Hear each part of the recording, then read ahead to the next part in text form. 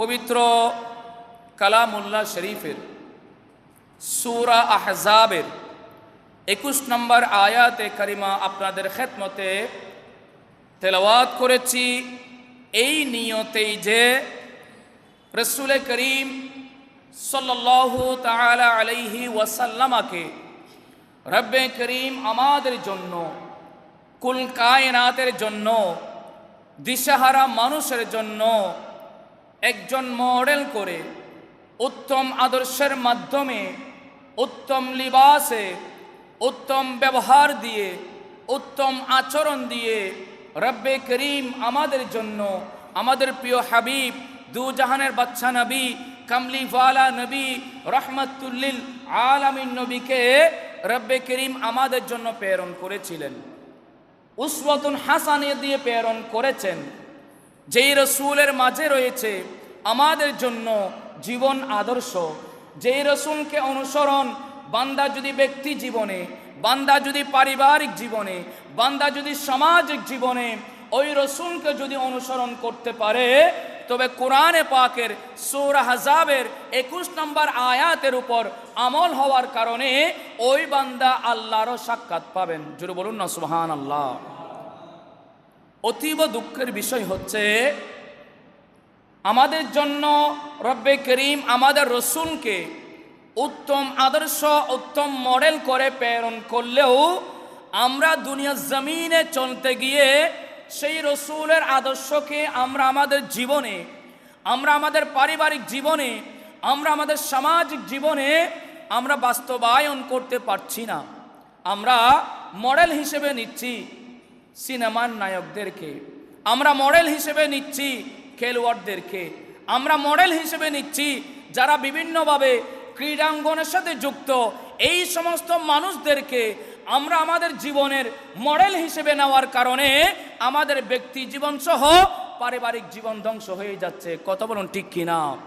প্যারে হাজিরিন, কোরআনে পাকের সূরা আহজাবের 21 নম্বর আয়াতের মধ্যেই রব্বে করিম আমাদের জন্য স্পষ্টভাবে ঘোষণা দিচ্ছেন।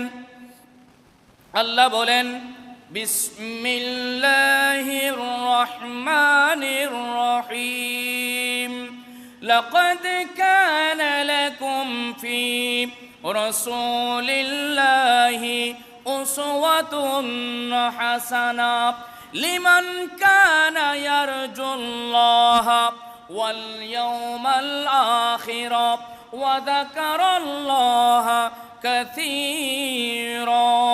রব্বুল আলামিন কোরআনে পাকের এই আয়াতের মাঝে আমাদের জন্য স্পষ্টভাবে উল্লেখ করেছেন, ওগো আমার ঈমানদার বান্দারা, ওগো আমার ঈমানদার বান্দারা, মান কানা ইয়ারজুল্লাহ, তোমরা যদি আমি আল্লাহর সাক্ষাৎ পেতে চাও, কিয়ামতের ময়দানে আমি আল্লাহর সাথে সাক্ষাৎ হবে, এই আশা, এই আকাঙ্ক্ষা যদি তোমাদের অন্তরের মধ্যেই থাকে, ওয়াল ইয়াউমাল আখির, কিয়ামতের ময়দানে বান্দা তোমরা উঠবা, ওই কিয়ামতের ময়দানের বিভীষিকাময় অবস্থার কথা যদি তোমাদের মনের মধ্যেই থাকে, ওয়া যাকারাল্লাহা কাসীরা, আর যদি অধিক পরিমাণে আমি আল্লাহকে যদি স্মরণ করতে পারো ইবাদতের মাধ্যমে, রিয়াজতের মাধ্যমে, বান্দা শোনো, এই প্রকারের মানুষদের জন্য পৃথিবীর জমিনে আমি একজন মানুষকে প্রেরণ করেছি যাকে উত্তম আদর্শ দিয়েছি।